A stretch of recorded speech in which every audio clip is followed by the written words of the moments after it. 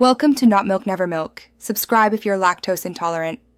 In this video, I will show you how to connect your Apple Watch with your iPhone. First, ensure your iPhone is running the latest iOS software for optimal compatibility. Next, power on your Apple Watch and place it close to your iPhone. Then, open the Apple Watch application on your iPhone. This app will guide you through the initial pairing process, making it straightforward to begin your setup journey.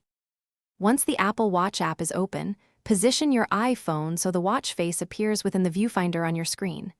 This initiates the automatic pairing.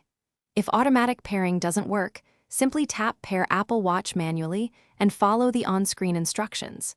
You'll then see a 6-digit code on your watch to enter on your phone, ensuring a secure connection. After successful pairing, you'll have two main setup options. You can choose to restore your Apple Watch from an existing backup if you've had one before, transferring all your previous settings and data. Alternatively, select Setup as New Apple Watch for a completely fresh start. Remember to agree to the terms and conditions to proceed with either choice. Finally, you'll be prompted to sign in with your Apple ID. This step is crucial for synchronizing your apps, contacts, and other services. Next, create a secure passcode for your Apple Watch to protect your personal information.